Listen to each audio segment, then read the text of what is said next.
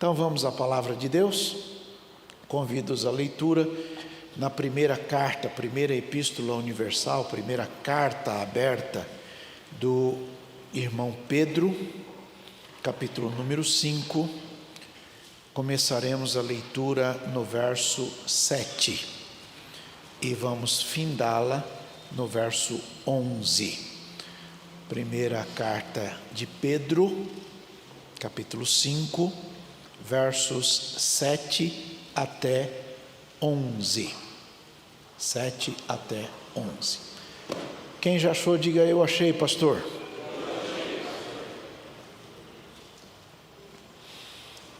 Glória a Deus. Esse barulho de Bíblia é bonito, gente. Amém? Então vamos lá, de 7 até 11. 1, 2, 3.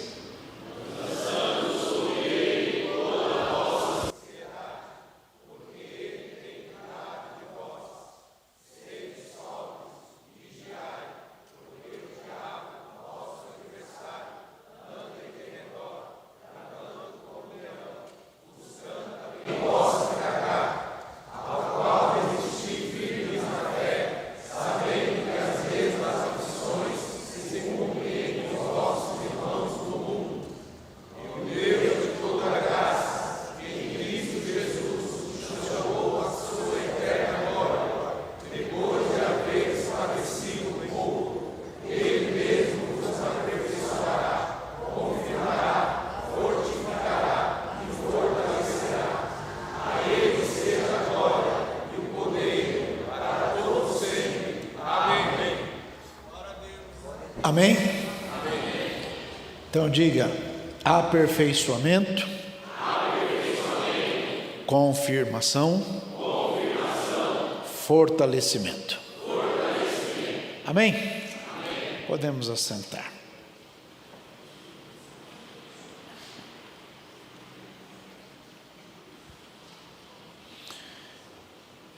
Nem sempre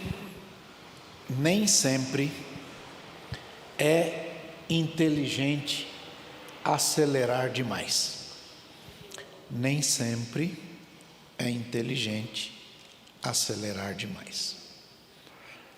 E eu faço esta observação com um meia-culpa. Eu sou ainda muito jovem, graças a Deus. Aliás, a minha cara de jovem está bom lá. Eu sou ainda muito jovem, graças a Deus. Mas quando eu era ainda um pouco mais jovem, eu corria demais. Eu era muito acelerado em tudo. Às vezes a minha esposa diz que eu ainda sou, mas perto do que eu era, acho que eu não sou mais. Um dia eu estava lá no Áureo Cosmopolita, e eu deixei o carro e fui andando da congregação até o terreno novo, e 2 irmãos foram andando comigo, chegaram lá com a língua do lado de fora. O pastor, o senhor anda rápido. Eu falei: mas eu acho que eu estou andando devagar. Nem sempre é inteligente correr demais. Vou dar um exemplo. Se nós andarmos 1 quilômetro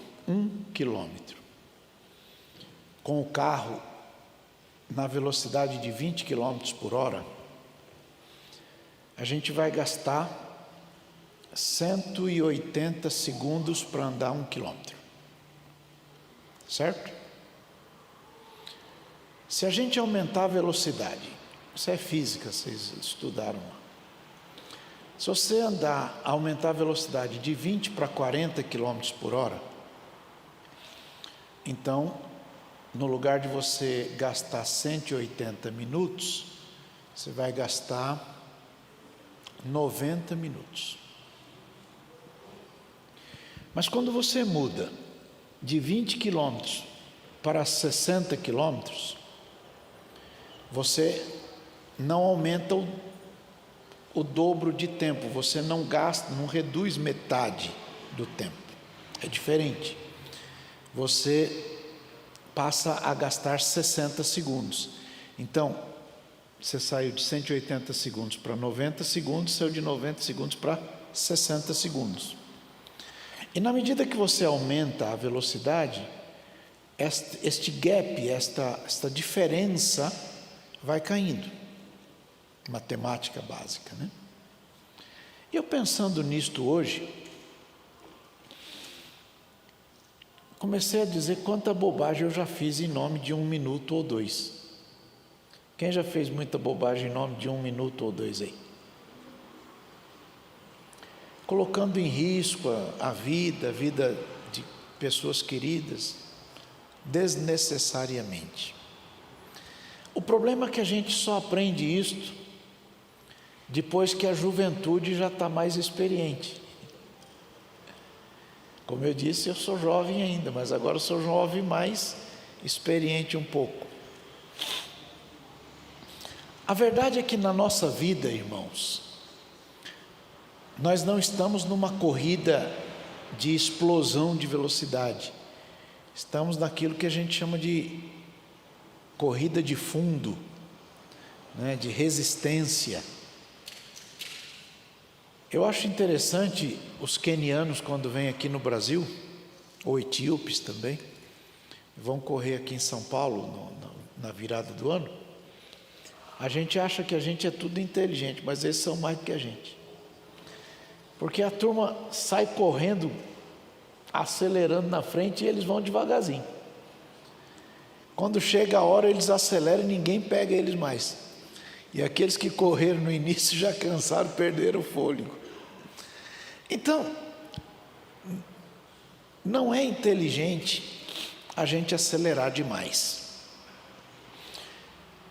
Há pessoas que, desejando chegar primeiro, acabam por criar conflitos desnecessários que vão refletir na qualidade de vida, tanto a sua pessoal quanto a daqueles envolvidos. O humor vai embora e daí por diante. Muitas pessoas vivem momentos complicados em razão de decisões inoportunas, inadequadas, impróprias, né? E começam a se perguntar qual a razão de Deus ter permitido aquela situação. O Salmo 20, que a gente leu no momento do ofertório, ele começa com uma assertiva: que o Senhor, nosso Deus, nos socorra no dia da angústia. Vale dizer que existem angústias, coisas que nos acontecem que a gente preferia que não acontecesse. Não é assim?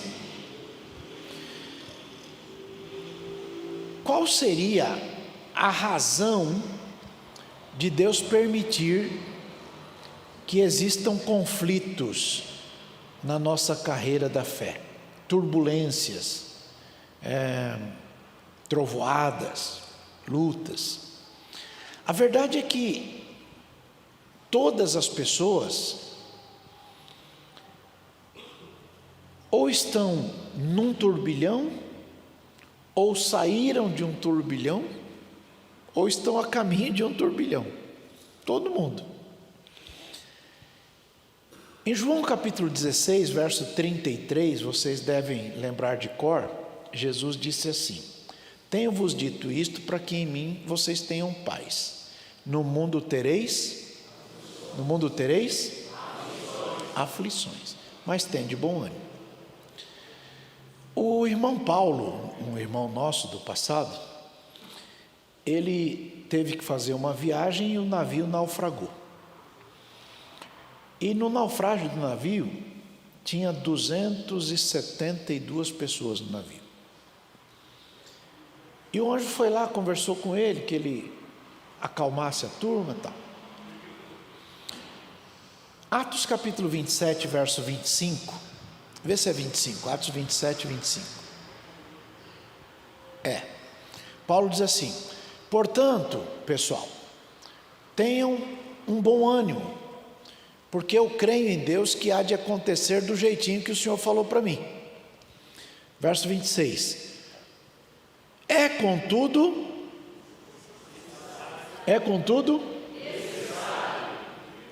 necessário irmos parar numa ilha. O que Paulo está dizendo é o seguinte: Deus falou comigo que vai dar tudo certo, mas é necessário a gente parar numa ilha.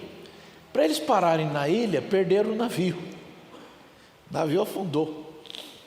E se salvaram em tábuas, em coisas do navio, até chegar lá na tal ilha. Nessa tal ilha morava um homem chamado Públio.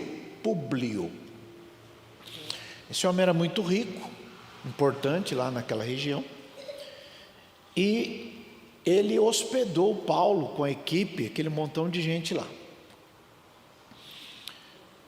Acontece que o pai desse Públio estava doente, bastante doente. E aí o Paulo foi lá e orou pelo pai desse tal de Públio, e o pai dele sarou.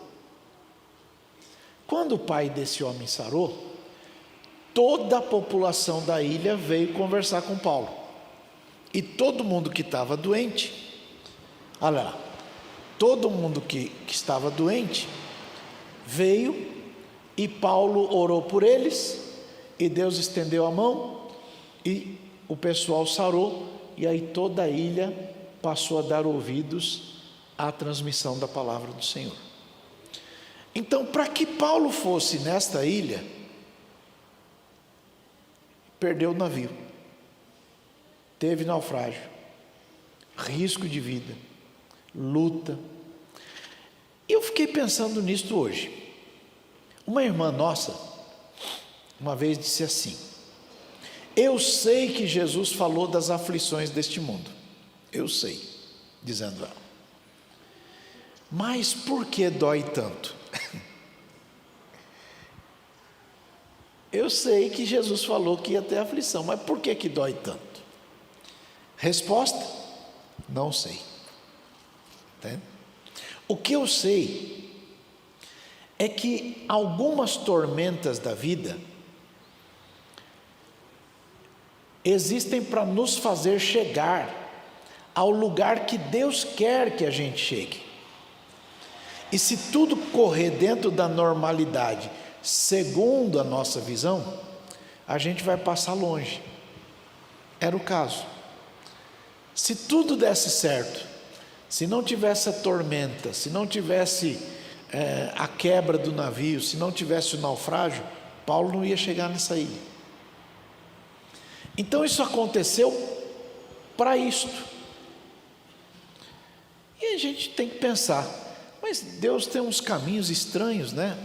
Pois é, está escrito aí na sua Bíblia que Deus faz o seu caminho na tormenta. Deus faz o seu caminho na tormenta. A ilha precisava de Jesus, e Deus decidiu que Paulo era necessário lá. Por isso teve todo aquele problema, e Paulo teve que parar nesta tal ilha. Bom, então a partir disso, a gente pode entender que Deus permite que certas situações aconteçam, e são situações que nos parecem bastante desagradáveis, com o objetivo de nos ensinar coisas profundas, coisas das quais a gente depende para chegar no centro da vontade do Senhor. Uma irmã nossa aqui da igreja, hoje ela mora em Sorocaba, foi acompanhando as mulheres da igreja para um congresso de mulheres aqui no ABC, salvo melhor juízo, em São Bernardo. E eles tinham uma vida bem apertada, ela e a família, todos muito trabalhadores, honestos, decentes, mas uma vida bastante apertada. E eles tinham um carro feio, bem feio por sinal, velho. Pensa num carro feio e velho, era o deles. Não lembro que marca era. sei se era Chevette, era feio. E lá no estacionamento desse congresso, tinha um carro bonito aqui, tinha um carro bonito aqui e uma vaga no meio. Ela veio e colocou o carro feio no meio, entre dois carros bonitos. E foi para o culto, foi uma bênção no culto, Deus abençoou tudo, foi maravilhoso. Voltaram para pegar o carro para ir embora e tinham roubado o carro. Deixaram dois carros bonitos e roubaram o dela, que era feio. O nome dela é Cida, o marido dela chama Clides. E ela veio conversar comigo. E na hora o Espírito de Deus me dirigiu, eu conversei com ela.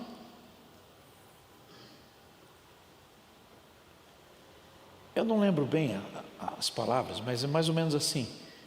Eu acho que Deus queria que você não ficasse mais com esse carro velho. Então Ele vai te dar um carro novo. E ela acreditou. E Deus deu. E depois de dar o carro, deu casa. E depois da casa, deu outra casa. E depois da casa, deu outro carro. Aquilo ali foi um chacoalhão. O que eu estou querendo dizer é que nós não entendemos, todos nós, a razão de certas coisas. Mas todos nós sabemos que Deus continua cuidando de cada detalhe da nossa vida. Então eu queria pensar em 3 ou 4 coisinhas para a gente ir embora. Primeira coisa, se você puder, guarda aí.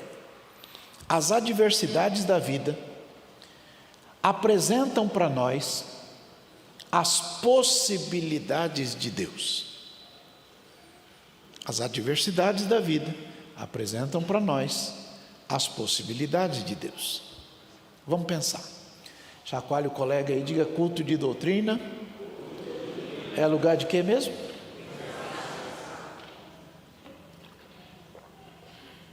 Quando a gente enfrenta alguma dificuldade, a gente pode enxergar as possibilidades que a graça de Deus nos proporciona. A graça de Deus supre as nossas necessidades. Filipenses, eu acho que é Filipenses capítulo 4, apóstolo Paulo diz, eu não lembro se é verso 19, ele diz assim, a turma está animada, olha, não, peraí, deixa eu bater palma para a turma da TV, eu penso, ele já bota lá, benção, Deus abençoe vocês. O meu Deus, segundo as suas riquezas, suprirá todas as vossas necessidades em glória por Cristo Jesus. É dizer de outra forma, que quando a gente enfrenta alguma adversidade, a gente pode enxergar as possibilidades de Deus. Está claro aí? A palavra graça,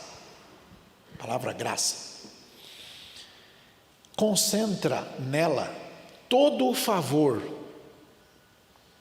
e todo o suprimento e as possibilidades que Deus direciona a nós.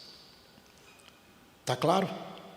A graça é uma palavra que concentra nela todo o favor, todo o suprimento e todas as possibilidades de Deus dirigidas, destinadas, endereçadas a nós.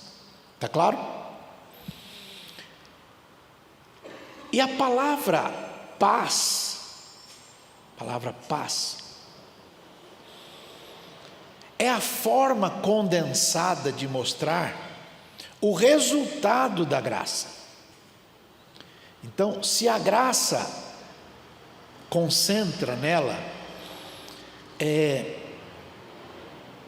favor, suprimento e possibilidade, a paz resulta deste favor, deste suprimento, desta possibilidade. Entenderam bem? Sim ou não? Muito bem. Isso quer dizer que quando Deus concede para a gente a sua graça, que é traduzida em favor, suprimento, um presente que a gente não merece, a consequência disto é gerar paz na gente. Tá certo? Filipenses capítulo 4, verso 7 diz assim, ó: a paz de Deus que excede todo o entendimento guardará os vossos corações e os vossos sentimentos em Cristo Jesus. Então a paz, resultado daquela graça, ultrapassa, vai além de qualquer entendimento, e ela guarda o nosso coração e guarda o nosso sentimento em Cristo Jesus. Está claro aí? Sim ou não, pessoal? Ok. Então, quem alcança contar com a graça de Deus, também experimenta a paz de Deus. Quem alcança a graça, alcança a paz. Está claro aí? Ok. A igreja sempre adotou aquele hábito saudável de saudar os irmãos com a paz do Senhor. E quando nós lemos o que Jesus ensina disso, Jesus falou assim, ó: quando você chegar numa casa, você não saúda os irmãos com a paz do Senhor e os ouvintes com uma boa noite de salvação. Jesus não ensinou isso. Jesus não ensinou você ir no culto ao ar livre dizendo: saúda os irmãos com a paz do Senhor e os ouvintes com uma boa tarde de salvação. Não está escrito isso na Bíblia. Jesus não ensinou isso para a gente. Jesus ensinou: você chegou numa casa, saúde esta casa com paz. Se esta casa for digna da paz, ela vai receber a paz. Se ela não for digna da paz, a paz volta para você. Entenderam bem? Sim ou não? Sim. Ok. A gente aprendeu que quando a gente recebe alguma coisa, a gente fala uma palavrinha, que significa assim seja. A gente confirma isto, a gente adota isto, a gente quer isto, a gente recebe isto, a gente recepciona isto. O nome dessa palavra é amém. Então, quando a gente fala paz do Senhor, se o outro diz amém, ele está dizendo eu recebo. Se ele não diz amém, ele diz outra coisa, você pensa o que você quiser pensar. Entenderam bem, gente? Sim ou não? Sim. Então olha para o vizinho e diga: paz do Senhor, irmão.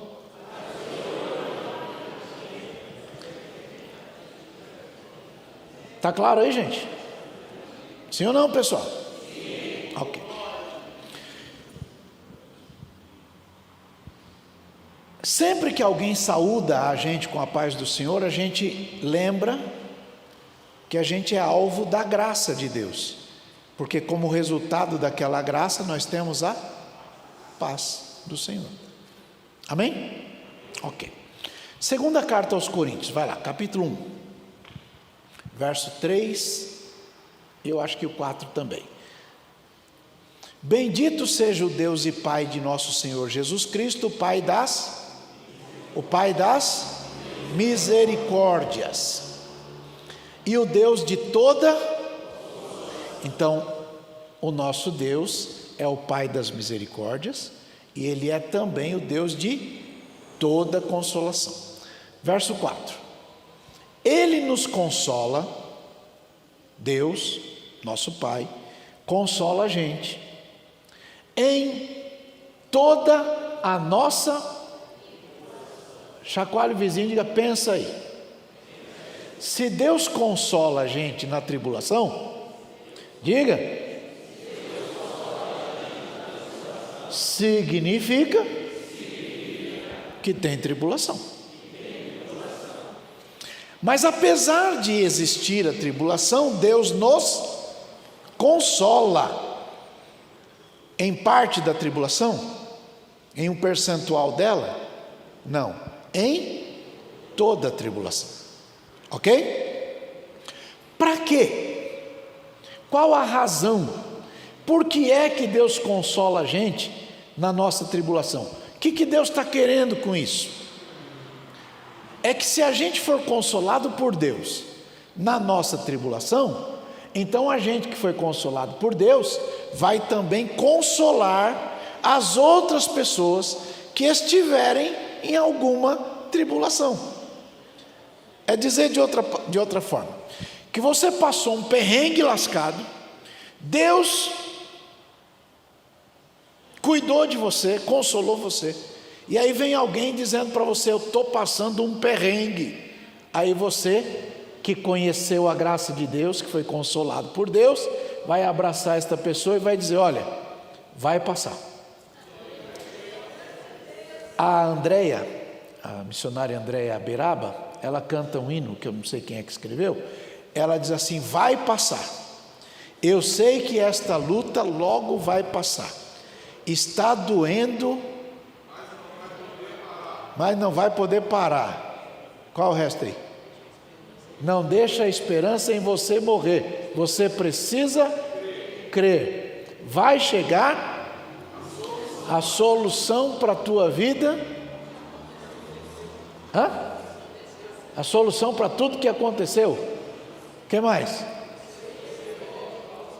Você vai ter de volta tudo que você perdeu. Só não se desespere pelo amor de Deus. Acho que é isso que fala, não é assim? Só não se desespere pelo amor de Deus.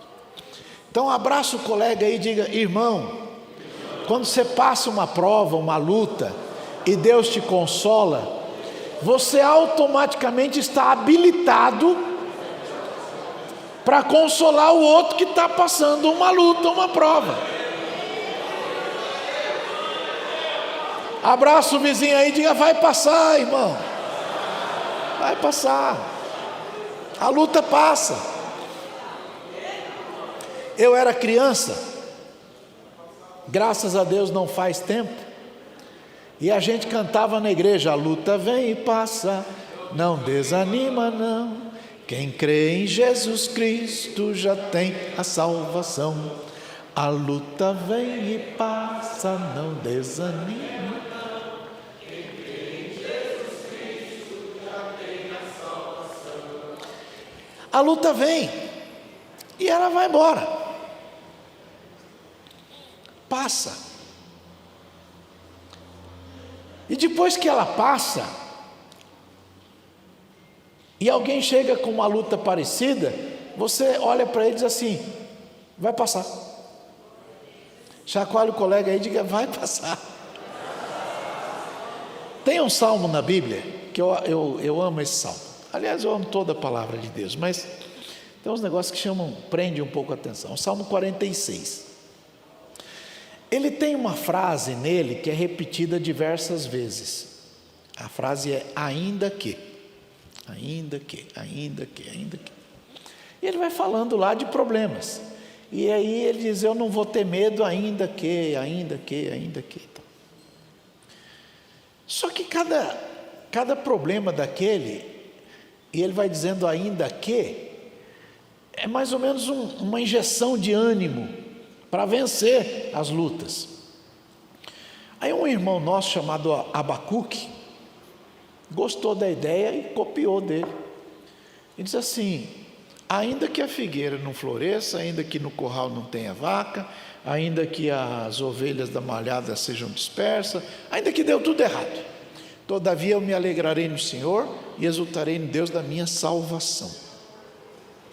Passou o tempo, Jesus vai na casa de Marta e Maria, e a Marta está brava, está triste, angustiada, coitada, porque teve uma perda importante. Aí ela disse assim: se o senhor estivesse aqui, meu irmão não tinha morrido não. Aí Jesus disse: ô menina, quem crê em mim, ainda que esteja morto. Olha para o colega e diga: ainda que der tudo errado, no final vai dar certo. No final vai dar certo. E aquela história do naufrágio de Paulo é exatamente isso. Paulo diz assim: a gente se desesperou, mas para a gente isto foi bom, porque a gente aprendeu a não confiar em nós mesmos, a gente aprendeu a confiar no Senhor que ressuscita os mortos. Então veja, Deus é a fonte de toda a graça, é a fonte da misericórdia, é a fonte da consolação. E é Ele quem nos faz ter paz, uma paz que a gente não consegue explicar, ela excede o entendimento. A gente fica olhando para um irmão, o negócio está virando de ponta cabeça e ele está em paz. O negócio está esquisito e está em paz. Uma vez eu estava saindo de Carapicuíba, indo para casa, eu era solteiro, dirigindo o carro com o meu pai do lado, e atrás de nós vinha um outro irmão com outro carro. Eu virei para ir para casa, e o irmão passou direto e tinha um buraco assim, ele foi e capotou. E a gente parou, foi lá socorrer, cuidar dele. Ele saiu meio zonzo assim. E meu pai perguntou: e aí, como é que tá? Vamos para o hospital? Eu disse: não, pastor, fique em paz. Olha para o colega e diga: ninguém entende crente. O negócio está turbulento e ele está em paz. É uma paz que excede todo entendimento. Ninguém explica. Não dá para explicar. Está ali. Está uma luta, mas estou em paz. Não, meu irmão vai... Irmão, Deus está cuidando. Abraça o vizinho e diga: fique em paz, irmão. Se Deus permite alguma coisa, algum desconforto temporal, Ele vai suprir as necessidades no momento adequado. E ainda que der tudo bagunçado, no dia da ressurreição a gente se vê. Amém? Levanta a mão aí e diga: eu confio no Senhor. Então, não é saudável entrar em confrontos à toa, assim como não é saudável se tornar um frouxo. É Provérbios, né? Provérbios 24, 10. É isso? Lê lá.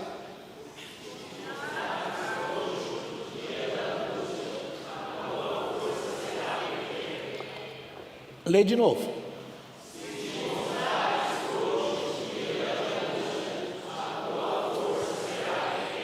Chacoalhe o vizinho com respeito e diga: não seja frouxo, irmão.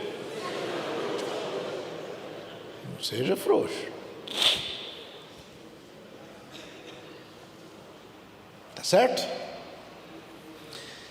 Os problemas, então, sob esta ótica, são uma oportunidade de a gente conhecer as possibilidades que Deus tem para suprir todas as nossas necessidades.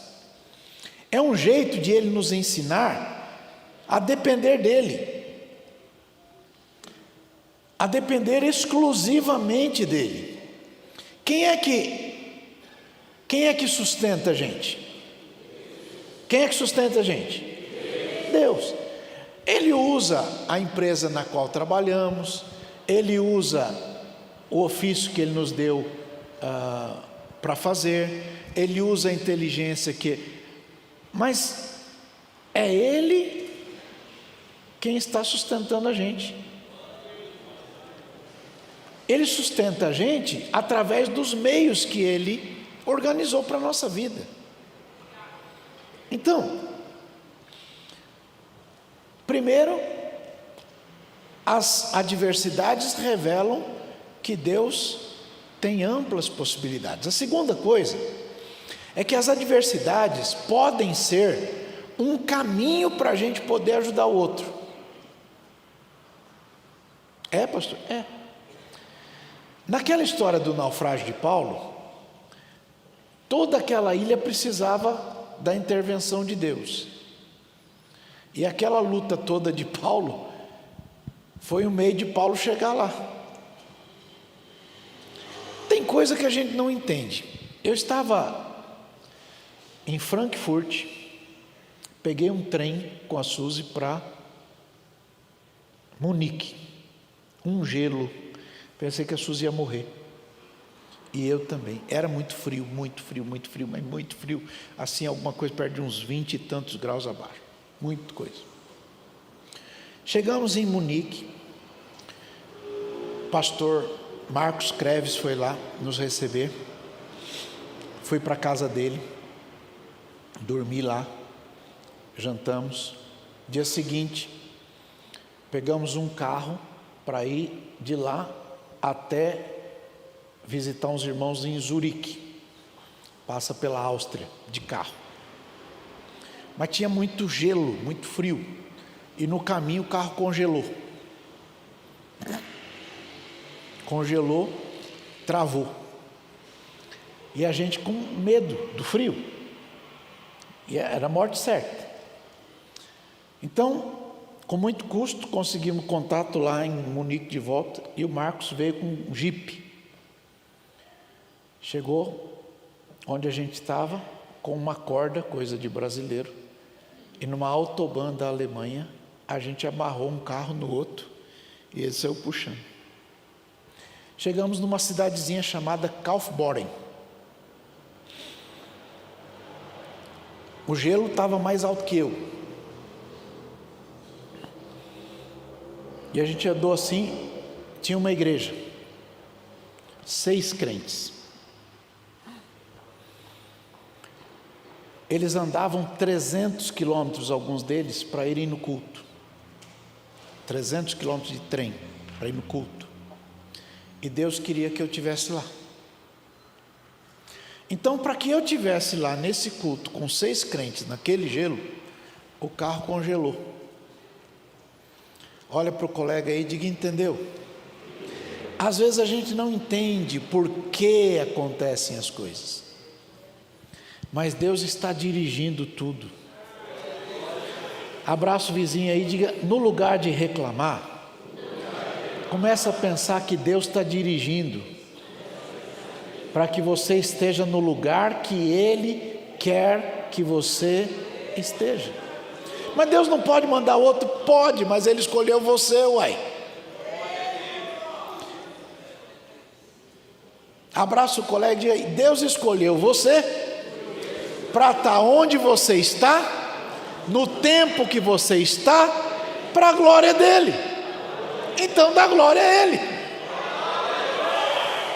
Simples assim. Deus conhece tudo, sabe tudo.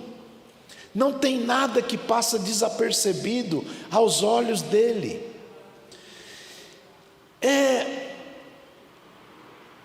Quantos de nós já fomos ajudados por Deus enquanto nós estávamos ouvindo o testemunho de alguém que passaram por uma luta, por uma prova, e aí a gente fica olhando, escutando que Deus livrou ele assim, assim, a gente fica olhando, e aí uma injeção de ânimo entra na gente. Quem aqui já foi edificado na fé ouvindo o testemunho de um irmão? Então dá glória a Deus.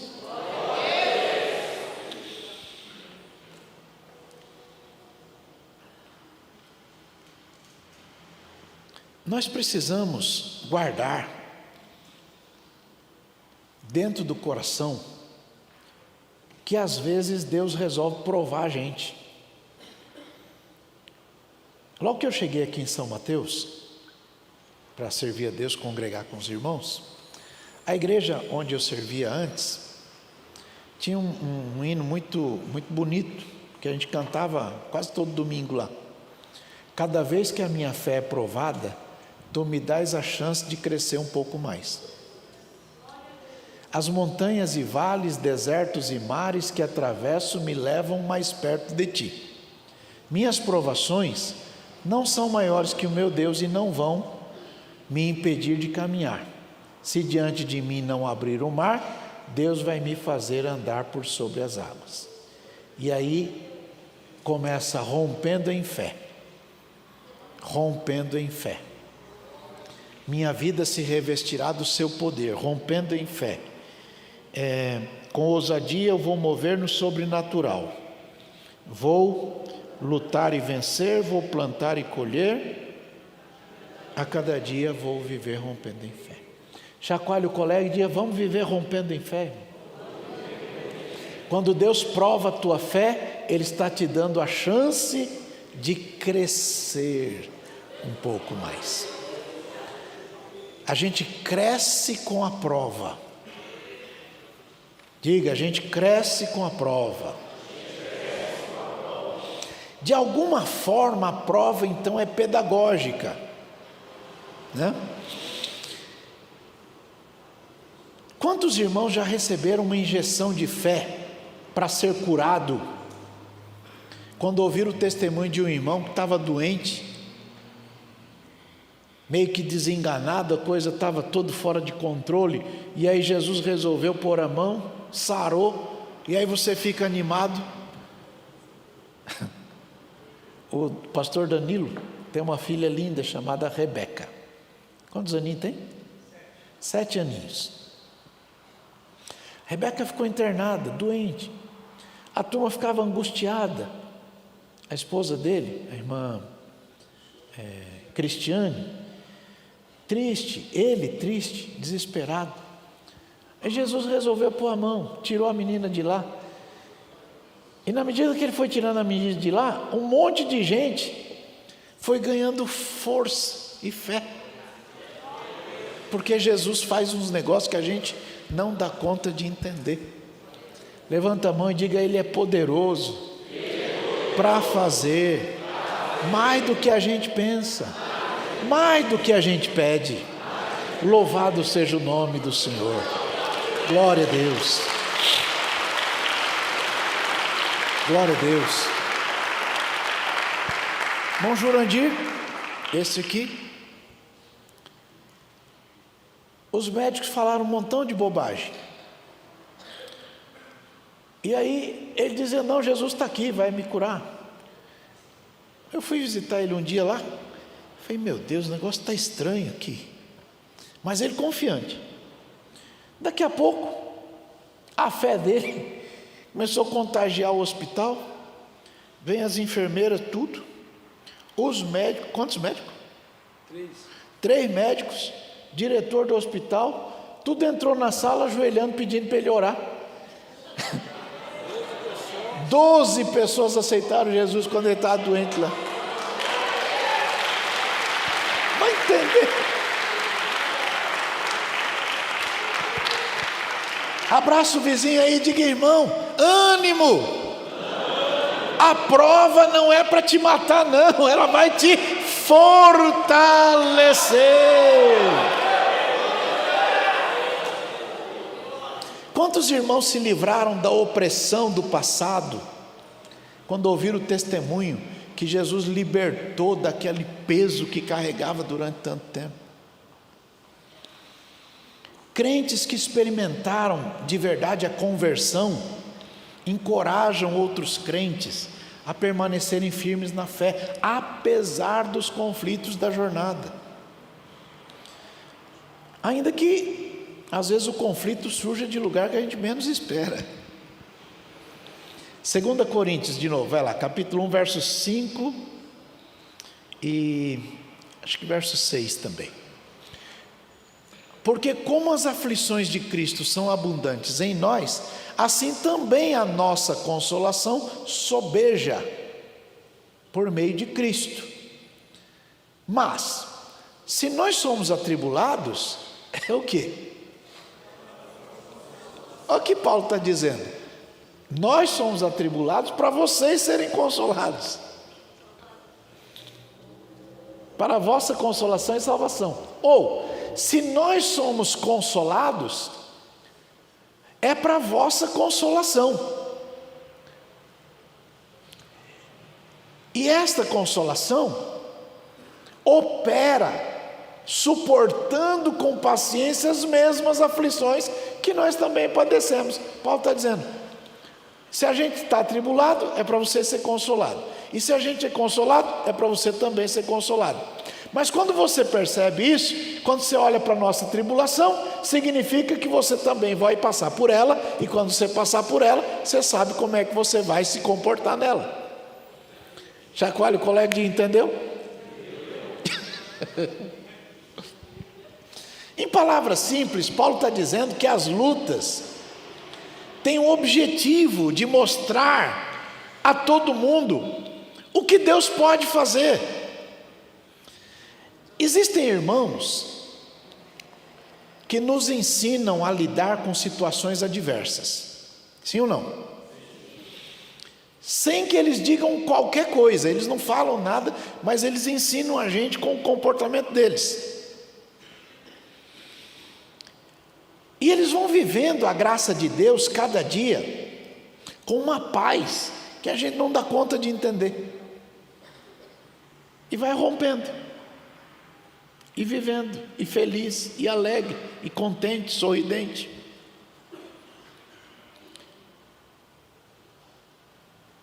Por exemplo, um pai ou uma mãe de criança com necessidades especiais ensinam a gente, ou não? Ensinam a gente muito. É um amor que gera determinação, e essa determinação leva a uma dedicação, uma garra tremenda, por causa da graça de Deus, que revela o quanto é importante na vida daquele que está ajudando. É a injeção de ânimo que traz uma paz que ninguém consegue explicar. De alguma forma, cada um de nós é uma espécie de exemplo para alguém, seja um exemplo positivo, seja um exemplo negativo.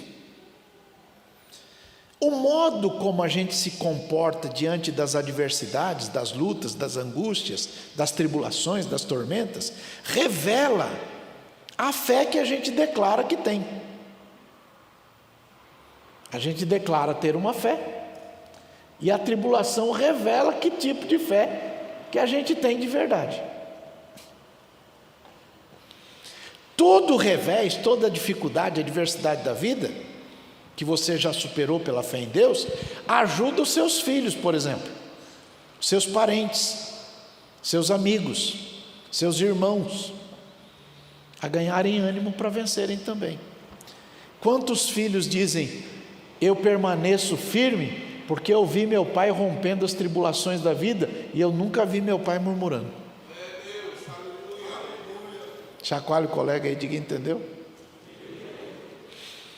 Quem não gostaria de poupar os filhos de passarem lutas? Nós gostaríamos, ou não? Quem não gostaria, não faria o possível para que os filhos nunca tivessem uma adversidade?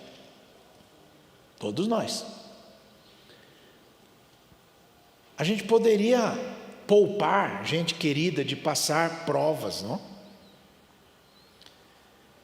Mas a questão é que eles precisam também dessa experiência, para que eles se fortaleçam.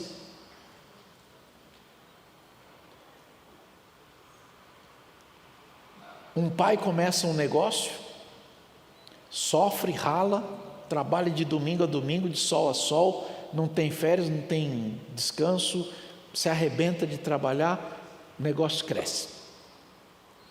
Aí ele já está bem avançado, coloca o filho para estudar em universidades, não sei de onde. Aí o filho volta e o pai vai poupar o filho e coloca ele em setores, e daqui a pouco o filho não sabe nada do negócio, nariz empinado, brigando com todo mundo. Esse filho, o pai ainda está na gestão, o filho está ali, nasce o filho do filho e vai para outra escola que aprende não sei o que lá, e aí nós temos uma máxima no mundo corporativo: o avô constrói, o filho desfruta, o neto destrói.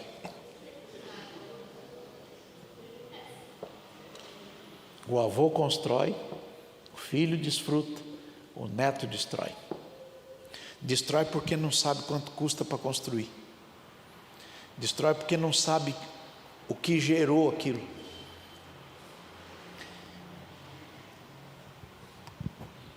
Não sabe quanto foi para aquilo chegar onde está. É igual o obreiro. acabou de tirar a fralda,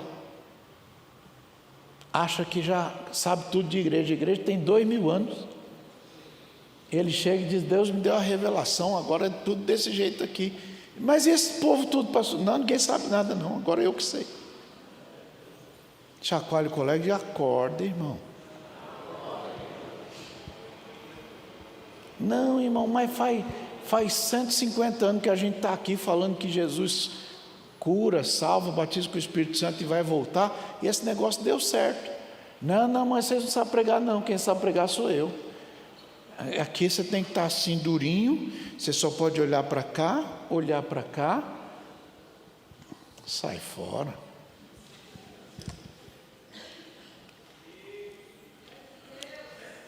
Ele acabou de acordar, disse: vocês não sabem nem pintar a igreja, tem que pintar, dar uma cor que chama atenção para o pregador. Então, se é para chamar atenção para o pregador, deixa claro mesmo, que a estrela que brilha aqui não é o pregador, é Jesus Cristo.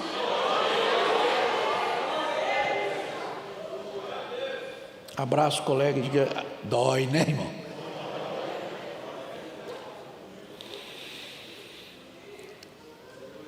Ocorre que modelos não conseguem superar experiências. Modelos não superam experiências. A experiência do seu pai foi do seu pai, mas você vai ter que passar a sua.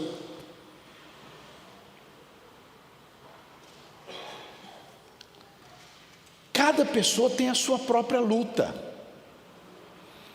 para que também sejam fortalecidos diante das lutas que ele vai, das provas que ele vai superar.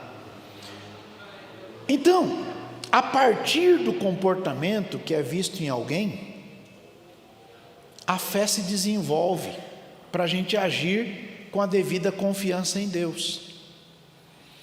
E Paulo ensina que a prova de um ajuda o outro a se fortalecer. A prova de um ajuda o outro a se fortalecer, para que quando ele tiver prova, aquele outro, ele saiba como fazer. 2 Coríntios, de novo, vai lá, 1. Eu fiquei encasquetado com esse negócio. Do verso 7 a 11. A nossa esperança acerca de vós é firme, sabendo que, como vocês são participantes das aflições, vocês também serão participantes da consolação. Por quê? A gente não quer que vocês fiquem ignorantes com relação à tribulação que veio sobre a gente, porque a gente foi sobremaneira agravado, mais do que a gente podia suportar, de tal modo que até da vida a gente desesperou. O pastor está dizendo para os irmãos lá que a luta que ele passou foi tão grande que ele chegou um momento da vida que ele achou que ia morrer. Entenderam bem? Verso 9. Mas em nós tínhamos a sentença de morte, que a gente achava que não ia escapar, que dali não tinha como escapar. Então, a gente já tinha essa sentença, para que a gente não confiasse na gente. A gente tinha que confiar em Deus, que ressuscita os mortos. A luta ensina a gente a não confiar na gente mesmo. A luta ensina a gente a confiar em Deus. Verso 10. Esse Deus nos livrou de tão grande morte, vai livrar ainda. Nele, a gente espera que também vai nos livrar ainda mais. E Ele vai nos ajudar e vai ajudar também vocês. Por quê? Vocês estão ajudando a gente, orando por nós. Quando vocês oram por nós, vocês estão ajudando a gente. Para que, por causa da misericórdia, que muita gente junta para orar, também a gente vai ter um culto de ação de graça bem animado. E quem orou, vem participar da celebração.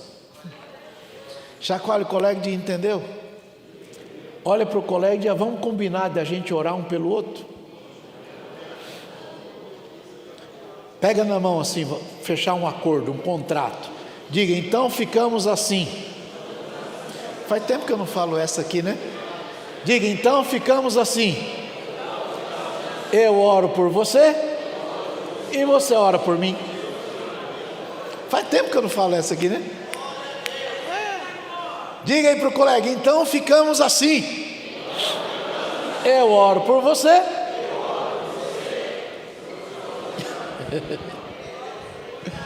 Parece esquisito dizer isso,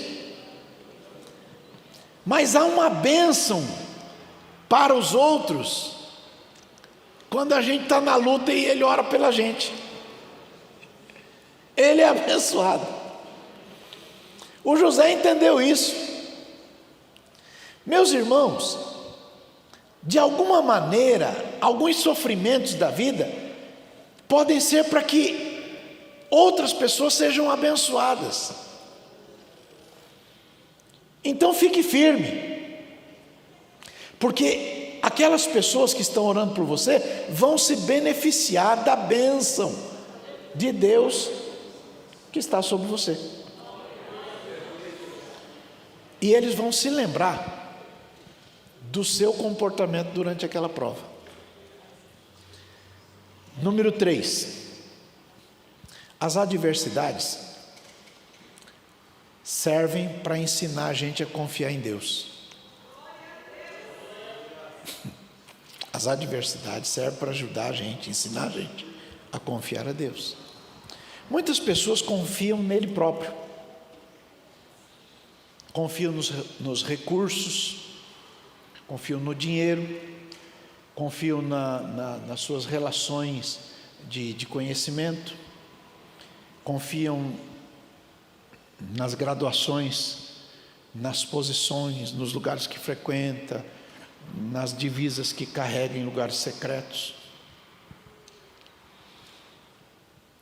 Então Deus, para quebrar essa dureza de um coração assim, às vezes permite algum conflito, alguma luta, algum problema, para a gente aprender a confiar nele. Volta lá na primeira carta de Pedro, agora no capítulo 1, verso 12, eu acho. Capítulo 1, verso 12. Vamos lá. Aos quais foi revelado que não para si mesmos, mas para nós, eles ministravam estas coisas que agora vos foram anunciadas, por aqueles que pelo Espírito Santo enviado do céu, vos pregaram o Evangelho, para as quais coisas os anjos desejaram bem atentar. O Pedro está dizendo que a igreja deve se lembrar dos irmãos do passado, que foram fazendo as coisas até chegar naquele ponto. Verso 13. Portanto, cingidos os lombos do vosso entendimento, sejam sóbrios e esperem inteiramente na graça que se vos ofereceu na revelação de Jesus Cristo. O que ele está dizendo é, aqueles irmãos sofreram, uns foram cerrados pelo meio, outros foram açoitados, outros foram decapitados, outros passaram uma luta doida para chegar aqui. Então, sejam sóbrios, cinjam os lombos do entendimento e dê valor àquilo que alguém fez. Abraça o vizinho e diga, nunca esqueça que na cadeira que você senta, alguém já sentou antes. Não esquece disso. O caminho que você está trilhando, o outro já trilhou. Quem é que canta? É a Shirley Carvalhais. Eu queria ver a bravura dos crentes na arena, enfrentando os leões. Quem é? Mara Lima, lá do Paraná. Como é que é? Eu queria ver.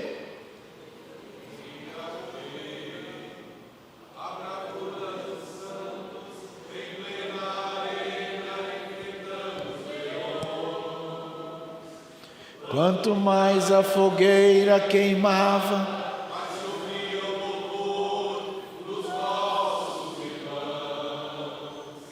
sob o sangue tombavam nas ruas, chegavam nos céus com a vitória nas mãos. Leia aí.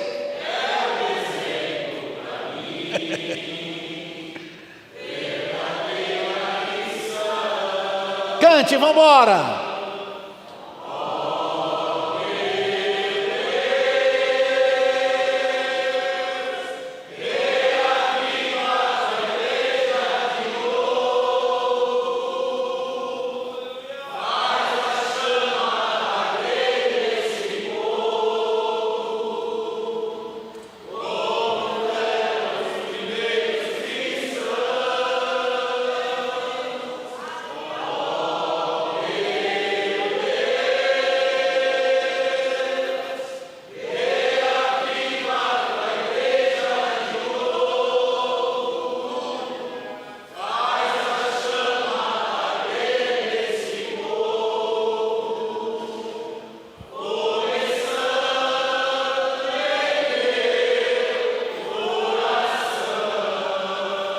É isso aí.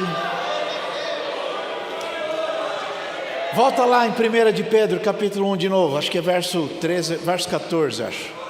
1 de Pedro 1, 14. Como filhos obedientes. Então, já que você lembra daquilo, né? Como filhos obedientes, não vos conformando com as concupiscências que antes havia em vossa ignorância. Mas, leiam bem forte.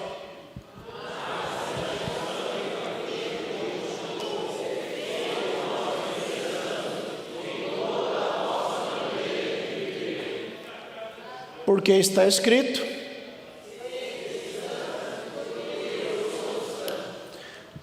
olha para o colega e a tradução. Já que você conhece o que os irmãos passaram para você chegar onde chegou, diga.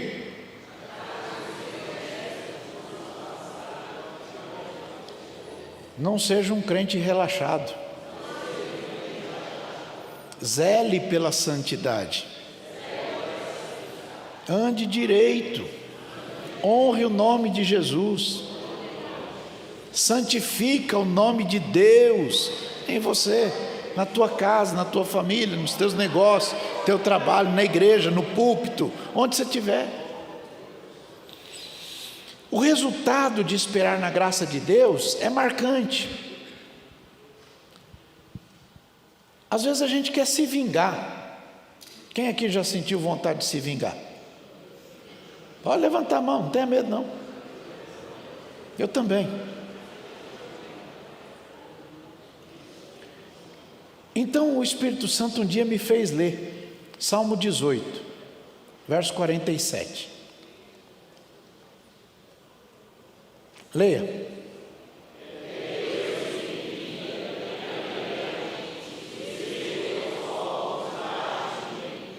Olha para o colega, eu não tenho que mexer com isso não. Deixa Deus, Ele sabe fazer melhor do que eu. Sabe a medida, sabe se deve, se não deve, Ele sabe tudo. E a gente acha que sabe, a gente não sabe nada não, gente. Então, um dia, um rapazinho, um garotinho, tentou empurrar uma pedra grande. E tentou, e não conseguia. Daqui a pouco ele deitou e empurrava com o pé e não deu certo. E daqui a pouco ele pegou uma alavanca e não deu certo. E suou, cansou, ficou inchado as mãos. Aí o pai chegou perto dele e disse: filho, você ainda não esgotou todas as possibilidades. E o filho disse: claro que já esgotei, pai. Eu fiz tudo que podia. Aí o pai disse: não. Então o que é que faltou, pai? Faltou você me pedir ajuda. Chacoalhe o colega e diga: essa é boa, né? Você já vem tentando faz tempo, se machucando, e seu pai é forte. Por que você não conversa com ele? Levanta as duas mãos aí e diga: ô pai, me ajuda.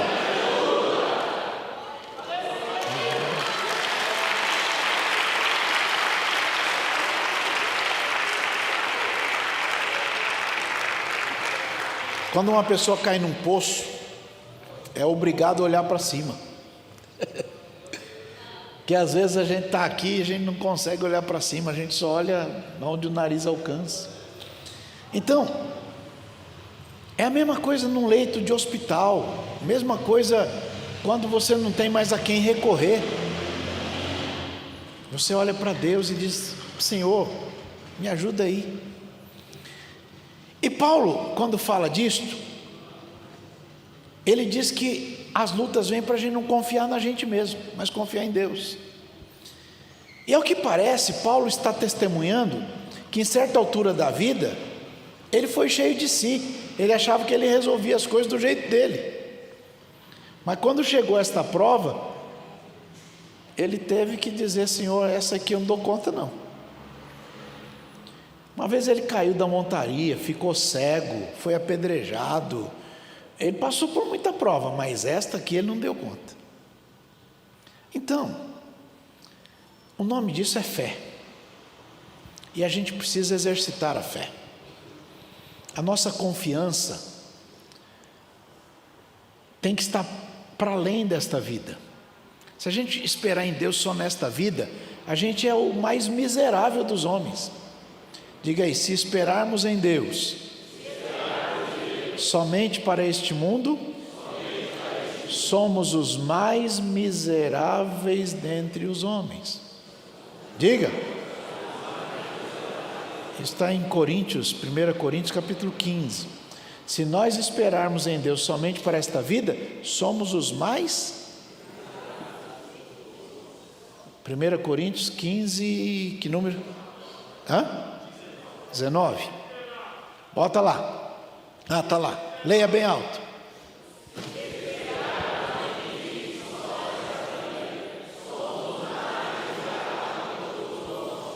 Olha para o colega e espere em Deus para além dessa vida. Quer um exemplo? Hebreus capítulo 11, vai lá. A história do Abraão e o Isaac, verso 17. Leia.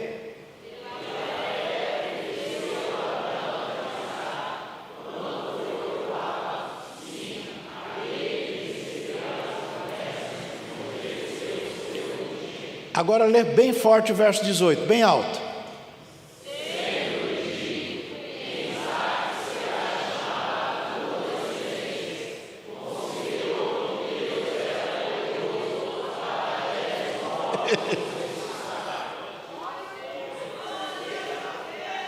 Olha para o colega e diga: é uma fé que vai além. É por causa disto aí que ele é chamado de pai na fé. Deus falou: a tua descendência vai ser no Isaac. Aí um dia Deus disse: eu quero o Isaac. Ele teve que pensar. Deus não falou? Falou. Então eu vou acreditar no que ele falou. Chacoalhe o colega e diga: ele escolheu acreditar no que Deus falou. Venha o que vier, escolha acreditar no que Deus falou. Deus não é homem para mentir, não é filho do homem para esquecer do que fala. Deus falou com você, Ele sabe o que falou, qual foi o dia, qual foi a hora, em que ambiente, e Ele está trabalhando. Levanta as duas mãos, bem alto, diga: eu sei que o meu Deus está trabalhando por mim agora mesmo.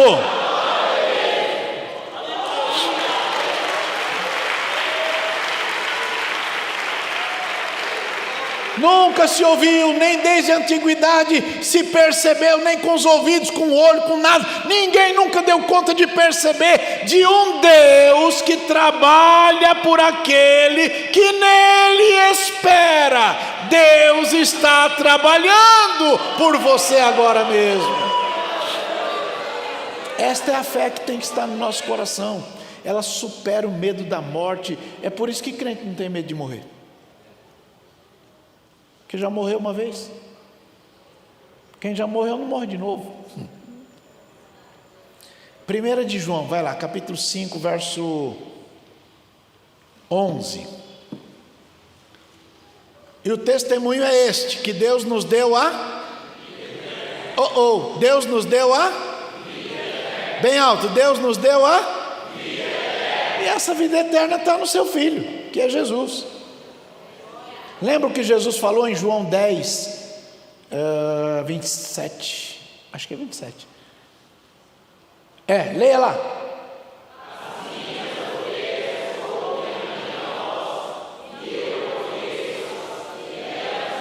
28.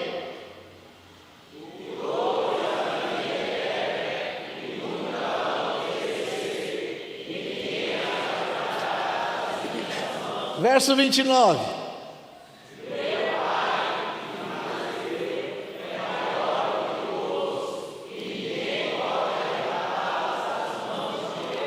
Verso 30. Olha para o colega e diz: está com medo de quê?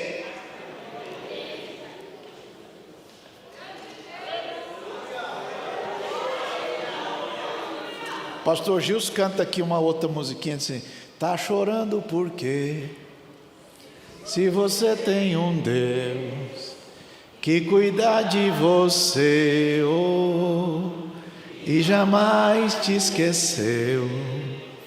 Ele sabe de tudo que você está passando e mandou te dizer que Ele está cuidando.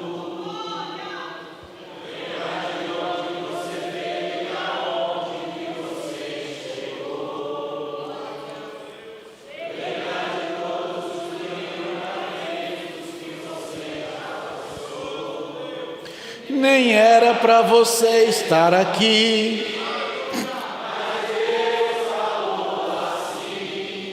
Esse aí vou levantar, e onde colocar a mão, cante bem alto. Não chore, cuida de você, forte.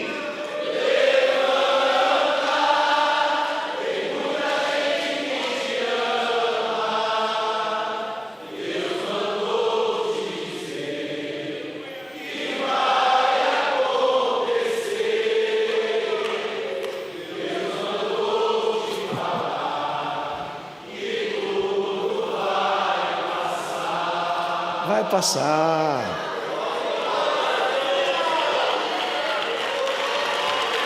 Vai passar.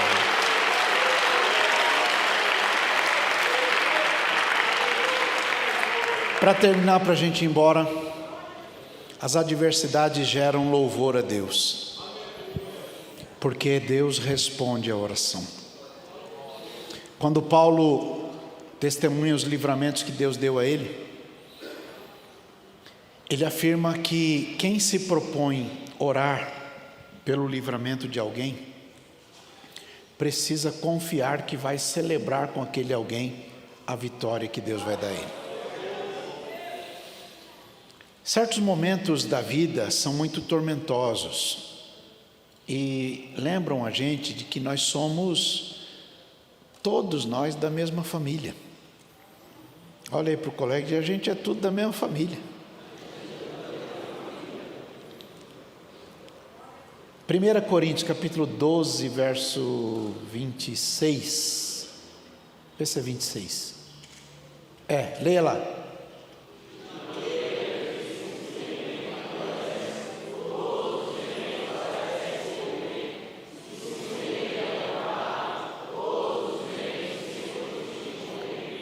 Um dia o pastor Jurandir recebeu o título de cidadão paulistano, com voto unânime da Câmara Municipal de São Paulo.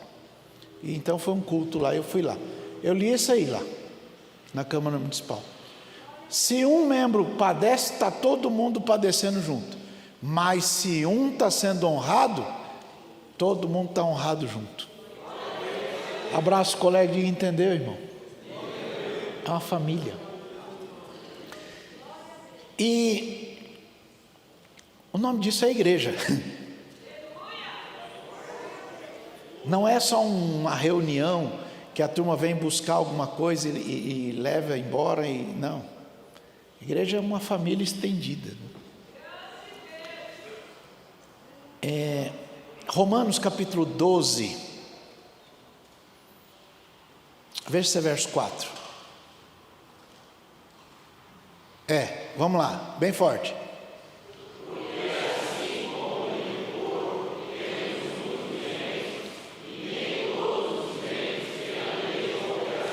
Verso 5, bem alto.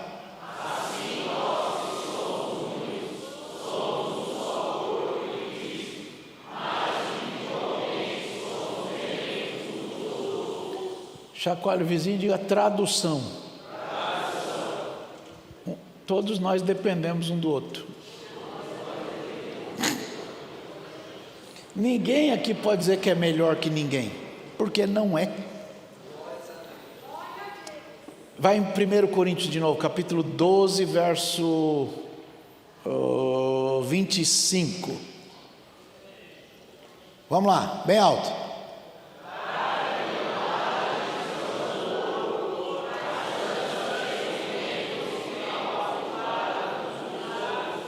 Olha para o colega e diga, é um cuidando do outro, um ajudando o outro. Diga, está escrito, melhor serem dois do que um, porque juntos tem melhor paga do trabalho.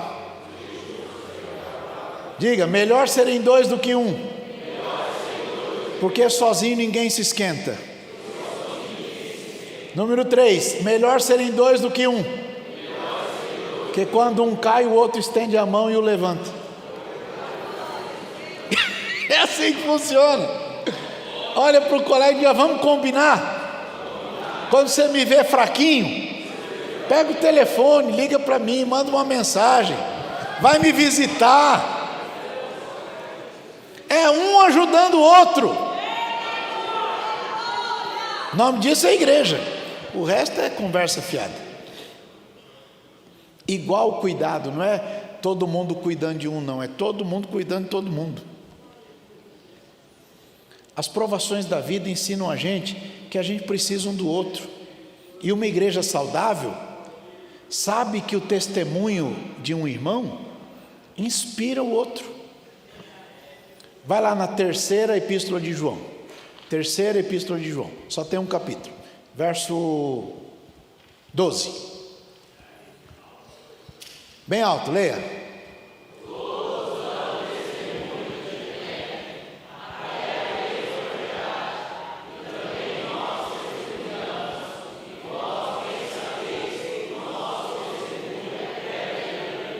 O João está falando para a igreja de um irmão lá da igreja chamado Demétrio.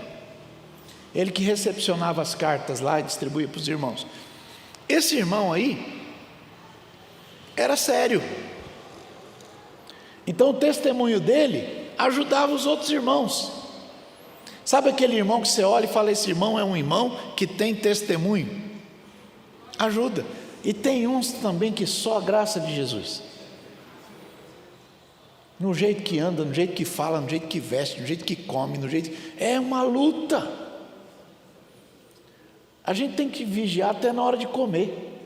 A Bíblia diz assim, se você for sentar para comer com o governador, põe a faca no teu pescoço. Está escrito. Põe a faca no teu pescoço. Então, a gente deve andar em sinceridade. Efésios, capítulo 4, verso 25. E aí a gente já vai terminar, vai. Efésios 4, 25.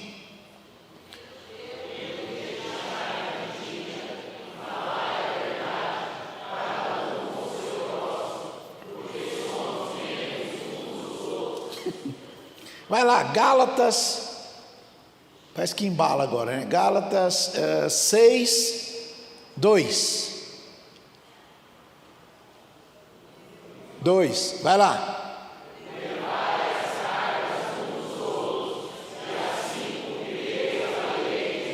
Olha para o colega e diz, você que fica falando da lei do Antigo Testamento, no Novo também tem uma. E essa lei do Novo Testamento, você tem que levar a carga do outro para cumprir a lei de Cristo. Chacoalhe o colega e diga, pensa que é moleza?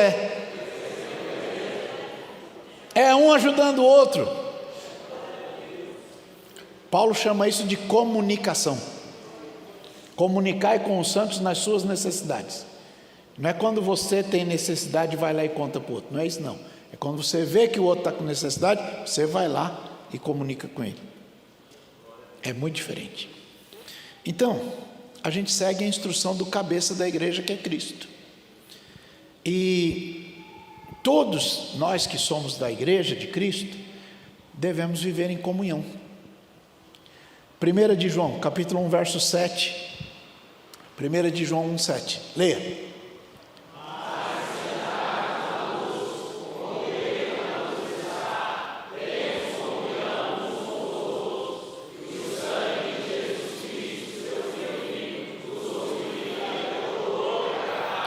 Então, estende a mão para o colega e diga: paz do Senhor, irmão.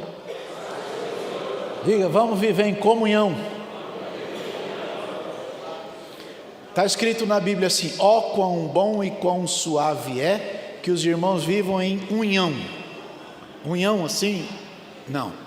União é urso. É união. Amém, pessoal? Amém. É a palavra de Deus em nome de Jesus.